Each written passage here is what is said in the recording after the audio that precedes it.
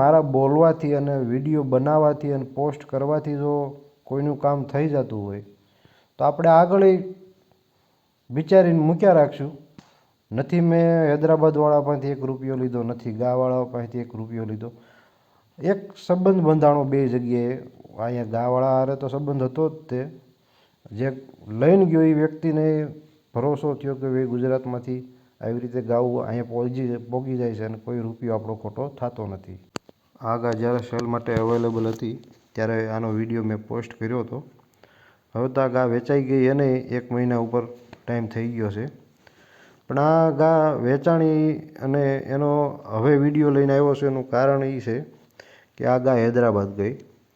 અને મેં યુટ્યુબ ચેનલમાં અત્યાર સુધી તો મેં મારે પોતાના ફાર્મના જે વેચવાના હતા એ જ મેં મૂક્યા હતા.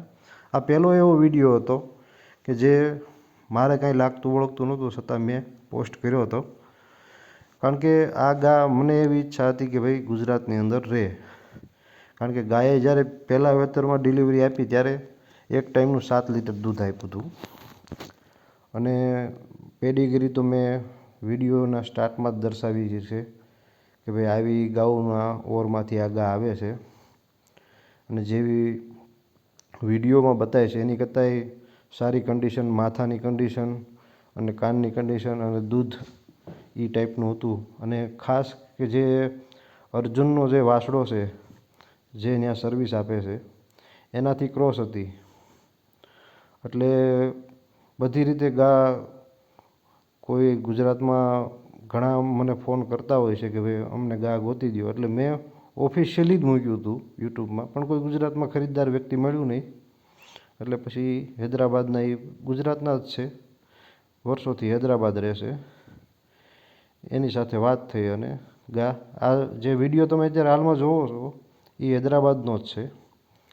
અને એ ભાઈ તો બહુ વખાણ કર્યા કે ભાઈ ગા બહુ સારી નીકળી છે અને હાલમાં ત્યાં 9 લીટર મિલ્ક આપે છે. હવે હું આમાં તમને એ કહેવા માગું છું કે જ્યારે એ ભાઈનો ફોન આવ્યો, હૈદરાબાદ કીધું, એટલે ગાના માલિક અને મને બંનેને એમ થયું કે ગા ન્યા નથી મોકલવાની થતી. એટલે એ ભાઈના અને મારે કોઈ વેચવાની વસ્તુ હોય એટલે મેં મૂક્યું હોય અને મારામાં કોઈ ફોન આવે એટલે હું ડાયરેક્ટ એ વ્યક્તિને એવી રીતે જ કોઈ પણનો ફોન આવે એટલે હું એની યાર એવી રીતે જ વાત કરું છું કે ભાઈ આ વ્યક્તિ ખરીદદાર નથી. ભલે એને ખરીદવા માટે જ ફોન કર્યો હોય, આપણે એમ સમજીને જ વાત કરવાની કે ભાઈ આપણો ટાઈમ પાસ થાય છે. પણ એ વ્યક્તિ રાઈટ હતા, સાચા વ્યક્તિ હતા ને ખરીદવાવાળા વ્યક્તિ જ હતા. એટલે ગાની ડીલ થઈ અને 87,500માં ગા હૈદરાબાદ ગઈ. માલિકને 87,500 આપ્યા, 51,000 રૂપિયા ગાનું ગાડીનું ભાડું થયું. એટલે બીજી ગા ગોતવામાં આવી જેથી કરી 2 ગાઉ એકસાથે અને ભાડું સસ્તું પડે. બીજી ગા તો એ ભાઈએ ગોતી હતી. મને ખાલી એને વિડીયો નાખ્યો તો મને ગા ગમી એટલે મેં કીધું તમે લઈ લો. એ ગા તો કંઈક 50 કે 51,000ની આવી હતી. 7 મહિના પ્રેગ્નન્ટ હતી. ખાસ પોઈન્ટ તો એ હતો કે ભાઈ એ ભાઈએ 2 દિવસની અંદર પૂરેપૂરું પેમેન્ટ કરી દીધું. મારી ઉપર ભરોસો કર્યો એ વ્યક્તિએ. કારણ કે વચ્ચે તો હું જ હતો, વિડીયો મેં બનાવ્યો હતો, કોન્ટેક નંબર ડાયરેક્ટ એને મને જ ફોન કર્યો, પછી મેં ગાના માલિક સાથે વાત કરાવી અને એ બે ચર્ચા કરી. કારણ કે ગુજરાતી હતા એટલે મારે વચ્ચે પડવાની જરૂર હતી નહીં, એટલે એનો નંબર આપી દીધો અને એ બેને ડીલ થઈ. પણ એ ભાઈએ પૂરેપૂરું પેમેન્ટ મારા ફોનમાં કર્યું હતું. આ જે બુલ બતાવે છે અર્જુનનો વાસડો એનાથી ક્રોસ હતી.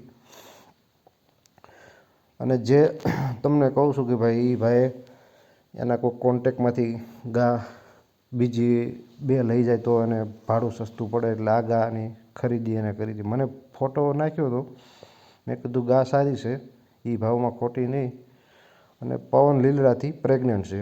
હવે જોવી બચ્ચું શું આવે છે. હવે તમને કહું કે ભાઈ એ પેમેન્ટ બધું મારામાં એને કરી દીધું. મેં બધું પેમેન્ટ ઓલા ભાઈને હેન્ડઓવર કરી દીધું. અને જ્યારે એ ભાઈનો પહેલી વાર ફોન આવ્યો ને ત્યારે મેં એને કીધું હતું કે તમે હૈદરાબાદથી બોલો છો એટલે ગાડીની વ્યવસ્થા તમે કરજો, મારો કોઈ એવો કોન્ટેક છે નહીં અને હું તમને કોઈ વ્યવસ્થા કરાવી શકું છું નહીં. અને આ ગાનો વાસડો છે. અને હૈદરાબાદનું ભાડું જાણવા માટે અનવેશ રેડ્ડીને મેં ફોન કર્યો કે 51,000માં ગાડી ત્યાં આવે છે, સારું કહેવાય. એ ભાઈ કીધું કે ના ના સારું કહેવાય, આ ભાવમાં જો ગાવું ત્યાં પહોંચી જતી હોય તો. અને પશુપાલકે ગાની પેડીગીરી મોકલીને મેં મૂકી દીધી એમ નહીં. મને ખાસ ખબર હતી કે ભાઈ આ દેની સાચી પેડીગીરી છે. એને મોકલી અને મને ખબર હતી એટલે જ મેં પોસ્ટ કરી. જો મને ખબર ન હોત તો હું પોસ્ટય ન કરત. અને ખાસ કે ભાઈ મારા બોલવાથી અને વિડીયો બનાવવાથી અને પોસ્ટ કરવાથી જો કોઈનું કામ થઈ જતું હોય તો આપણે આગળ વિચારીને મૂક્યા રાખશું. નથી મેં હૈદરાબાદવાળા પાસેથી 1 રૂપિયો લીધો, નથી ગાવાળા પાસેથી 1 રૂપિયો લીધો. એક સંબંધ બંધાણો બે જગ્યાએ. અહીંયા ગાવાળા હારે તો સંબંધ હતો જ તે. જે લઈને ગયો એ વ્યક્તિને ભરોસો થયો કે ભાઈ ગુજરાતમાંથી આવી રીતે ગાવું અહીંયા પહોંચી જાય છે અને કોઈ રૂપિયો આપણો ખોટો થતો નથી.